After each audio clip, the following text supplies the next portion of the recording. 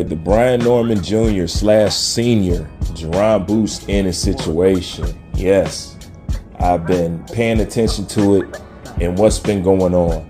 And plainly to see, for me, it's easy to understand. But, people are so, I don't know. I don't want to say nothing insulting, but people don't care to think anymore. Because I can't understand why people can't understand. It's a little bit complex, but not complex to the point that people shouldn't understand what's going on. So the thing with Brian Norman Jr. and Sr. and Eddie Hearn and Jaron Boots Ennis is the fact that Brian Norman Jr. has a fight coming up. Eddie Hearn tried to lock and secure a fight with Brian Norman Jr. with him versus Jaron Boots Ennis. They didn't want to talk about or negotiate the fight until they handle their up-and-coming fight, which, if you leave it up to Eddie in the public eye when he speaks, it makes it seem like they don't want to fight, they're stalling, or they're BSing in some type of way. That's how Eddie is putting it. And Eddie consistently brings up the finances, the money, and how much money he's getting, how it's more than what he's ever made, blase, bleed, this, that, and the third. Eddie anchors everything in the whole conversation off that. I want you to hold on to that for a minute, because it's the reason why he does that. Now, to me, we have to admit that Brian Norman Jr. and Sr. have the ups on Eddie Hearn and Jaron Boots Ennis. That's really what this boils down to, that they just don't want to admit, and maybe the public don't want to admit or see, but they have the ups on them. If you want to build Jaron Boots Ennis as a undisputed champion, which I know you want to do, you're going to have to come to terms that you have to give them majority of what they want, not just a little bit. And the reason why they can pull this card on them is because if you can't build Jaron at undisputed, then of course you're going to have to talk about going to 154. But the truth of the matter is, Jaron's team and neither Eddie Hearn at this time wants Jaron to go to 154. They're scared to go to 154. They see what's waiting up there. They're judging the way Jaron's fighting.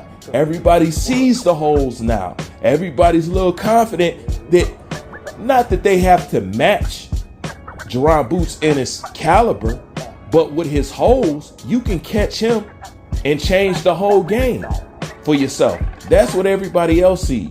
So 154, they're not trying to do that. So they want him to stay at 147. However, if you stay at 147, you have already guaranteed and said what you want to do is become undisputed. If you don't become undisputed, there's a lot of fights out there that he could have took that he didn't take for the sake of the excuse of chasing undisputed.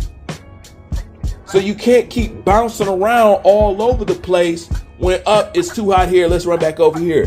You want to stay at 147, then you want to go to 154.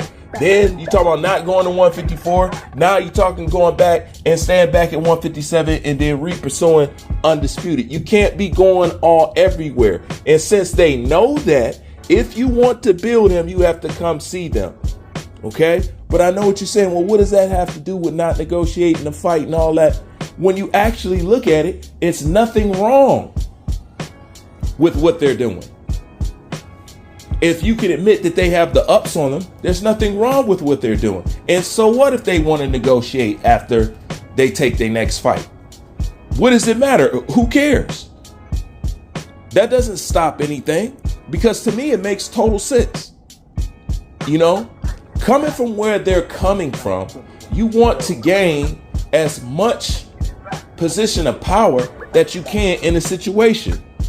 Who knows what this fight If it is a good fight, and if he knocks him out and has a devastating stoppage or something like that, doesn't that raise his stock?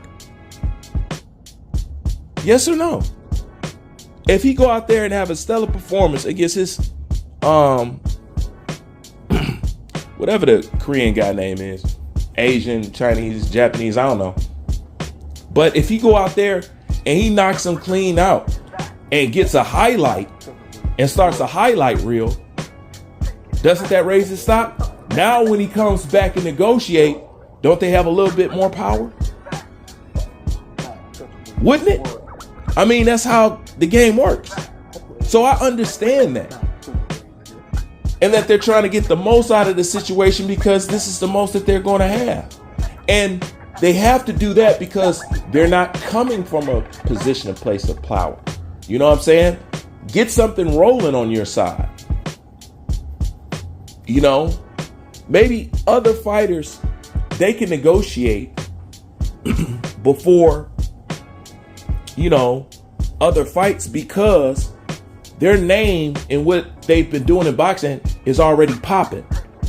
You know what I'm saying? When you're coming from a cold place like Brian Norman Jr. is, it'll help if you can get a little momentum going into negotiations. You get what I'm saying? So it makes sense. You know, but what you can't do is then look at this situation and then talking about going right back up to 154.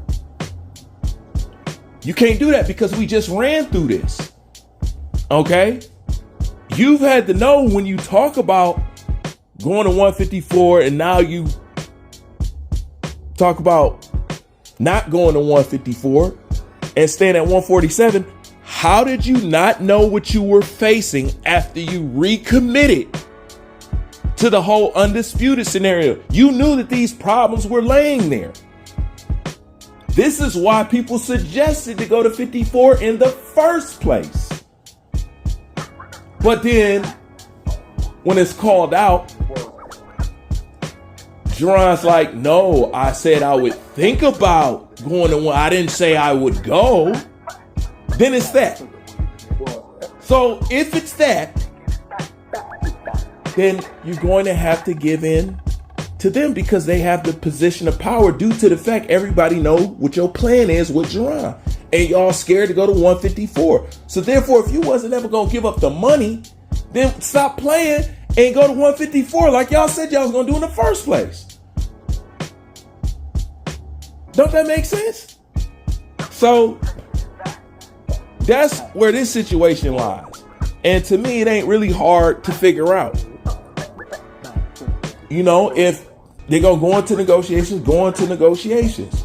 There's times to build these situations up because if that's what y'all plan to do, you could at least drop the note after Jaron Ennis' last fight. But Jaron Ennis was talking about going on vacation and didn't mention nothing. If that's where y'all was going with it, that was a good time to build it up. Because after all, it is about putting the asses in seats, isn't it?